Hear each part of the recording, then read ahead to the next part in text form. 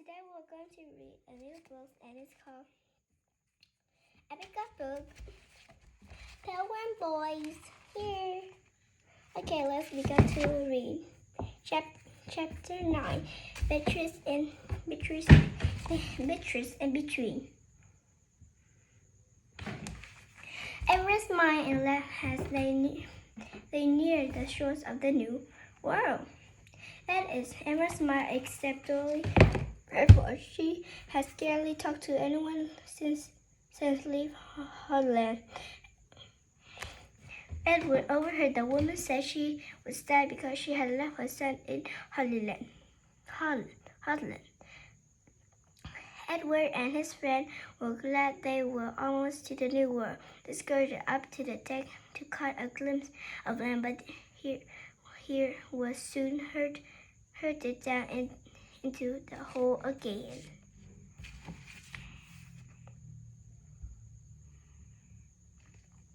We are running into danger, shoal, warned Captain John. There's no place to land here. We have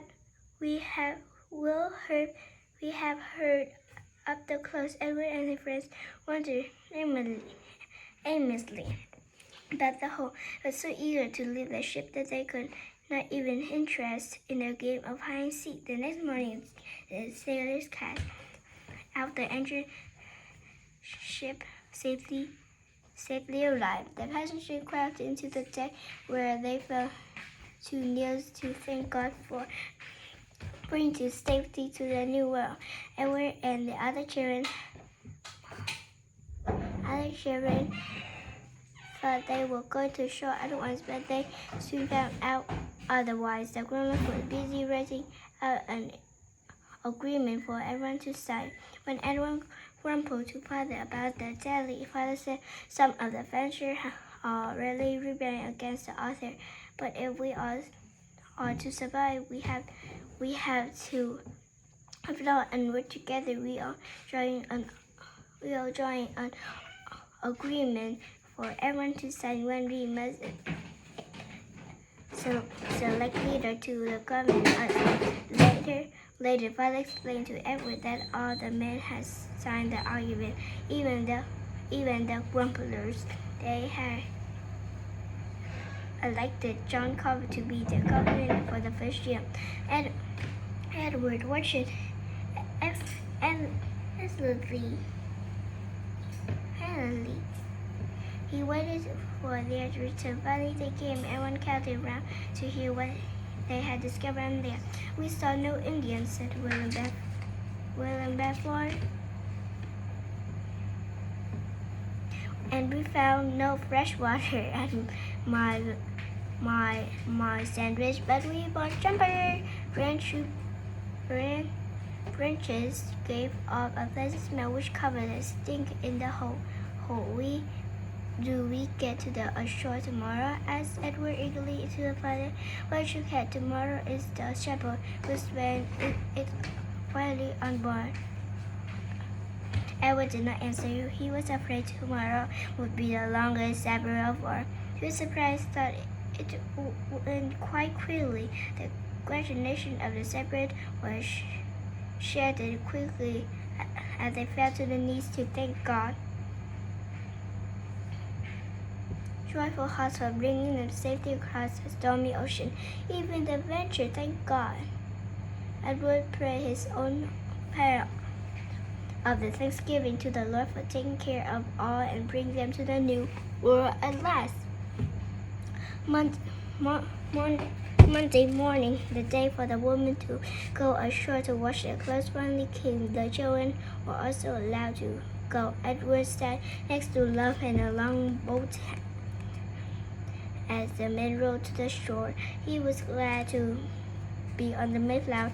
He could hardly wait to get his feet on the ground again. As soon as his feet touched earth, he began to run up the beach. The other children ran to chase each other and shout. Nobody tried to stop them. The grown-ups knew how hard it would be for the children to coop it up the Mayflower for 7 long weeks. The women were happy too, even though they had They had enormous work to do. They gathered by some small stream and set to work, chatting all the while. It was good to be. It was good to be out in the fresh air.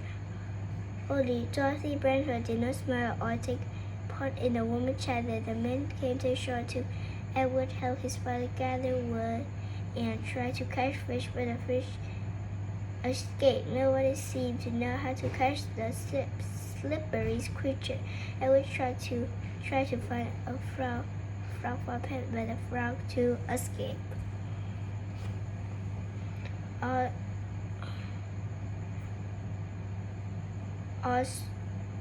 too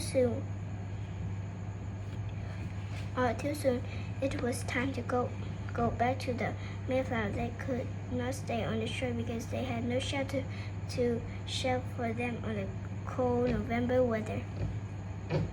2 days later, a group of 60 scouts left the Mayflower for explore. They had to find suitable place where they could build a house and shelter. The officer and crew on the Mayflower were eager to return to England, but they could not do so until the passengers had shelter built for themselves. Edward watched the men leave with a musket stored and armed under the command of Captain Miller's soldiers. He wished he could go along, but he had to stay on the Mayflower. He became like a prison to himself. How he longed to run on the beach again. At least now he and the other children were allowed on the deck at the time, which was no more freedom than they had before. The scouts were gone for 3 days. Then they returned to Mayflower. They bought corn that they found. See, we have seed to plant when spring come. Worms go, announced joyful. Where is more? When we found this, we saw Indians standing never, but they ran away from us. Edward shivered. He had heard that Indians were stubborn. Would they always run away, or would they attack the settlers?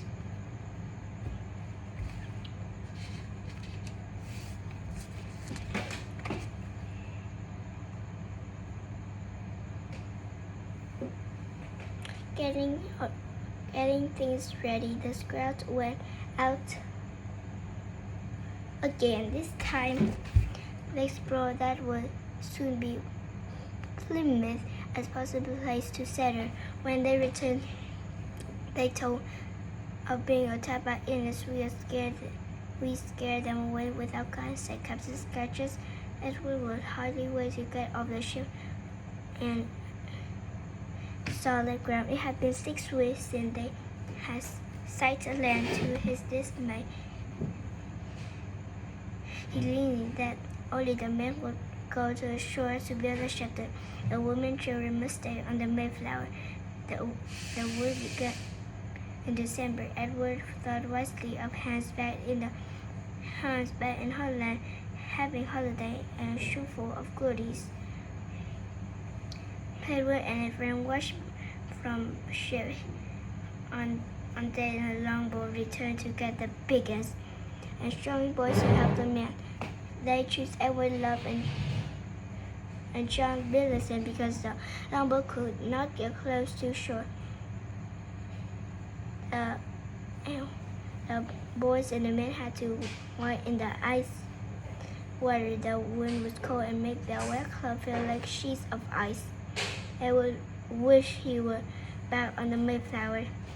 With the deep shining, he began to help. Some men were laying on short street up from the beach. Others cut down trees and softened them into lumber. Some carried the rough lumber to where the women were building.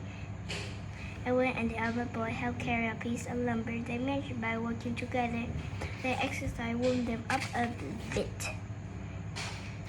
But soon they stood up behind the shiver in their wet clothes. Edward noticed a clamor smell rising in the distance. Was it that? He asked the man. He was helping the man look up from the hood. He felt it must be Indian campfire, he said. Edward shivered, and this time he was not from his wet clothes. Welcome, said the tallest boy who had on the a bow and arrow. The piggies were surprised. How did this man know English? They ushered him into the common house. Said Little who fished along the coast. Okay, this is the end of this chapter. So, bye!